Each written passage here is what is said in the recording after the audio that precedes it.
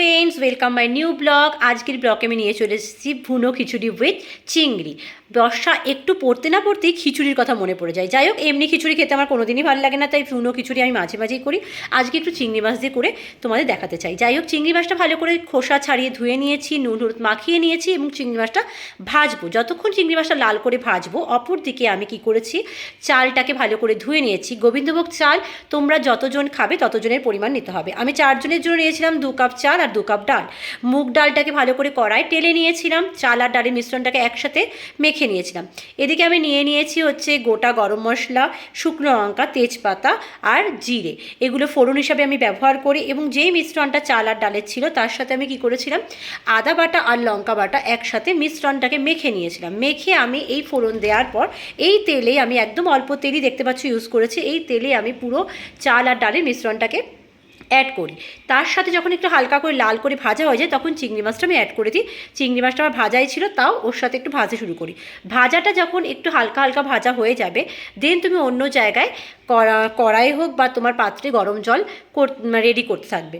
আমি গরম জল একটা হাঁড়িতে রেডি করে নিয়েছি। যখন আমার ভাজা হয়ে গেছে তখন আমি পরিমাণ মতন গরম জল অ্যাড করব। গরম জল অ্যাড করার আগে এটা মাথায় রাখতে হবে যে চাল যেটুকু থাকবে জল তার 3 ভাগ বেশি ইউজ করতে হবে। চাল যদি 1 ভাগ থাকে তো জল 3 ভাগ ইউজ করতে হবে। এটা তোমাকে বুঝেই করতে হবে, কারণ জল বেশি হয়ে গেলে সেই খিচুড়িটা একটু ট্যালটালে হয়ে যাবে, ভুনো আর থাকবে না। জল অ্যাড করার পর আমি পরিমাণ মতো নুন দিয়ে ওটাকে চাপা দিয়ে দিয়েছিলাম। যখন ওটা এবং সিমে রেখে দিয়েছিলাম যাতে এটা হোক আস্তে আস্তে। দেখো মোটামুটি রেডি হয়ে গেছে। এবার আমি পরিমাণ মতো মিষ্টি দেবো।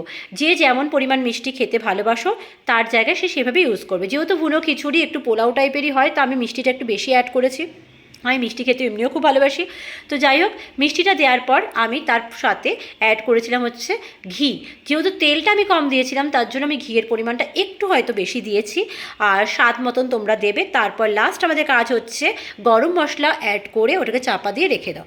কিছুক্ষণ বাদে দেখতে পারবে আমার পুরো খিচুড়িটা রেডি, ভুনো খিচুড়ি, এবং আমি সার্ভ করে তোমায় দেখিয়ে দেবো কতটা ভুনো হয়েছে। যাই হোক, আমি এটাই বলতে চাইছি যে মাঝে মাঝে একটু এক্সপেরিমেন্ট করলে বোঝা যায় যে আমরা কতটা রান্না করতে শিখেছি। হ্যাঁ, কম বেশি রান্নাগুলো আমরা মাদের কাছ থেকেই শেখা। তা আমার রান্না রেডি, দেখতেই পাচ্ছ ভুনো খিচুড়ি। তার সাথে আমি একটু পটল ভাজা, ডিম ভাজা আর কুমড়ানি ভাজা করেছিলাম। প্লিজ ভালো লাগলে চ্যানেলটাকে সাবস্ক্রাইব করে দিও। প্লিজ চ্যানেলটাকে সাবস্ক্রাইব আর লাইক করতে ভুলো না। নেক্সট ব্লগের জন্য ওয়েট করো। টাটা।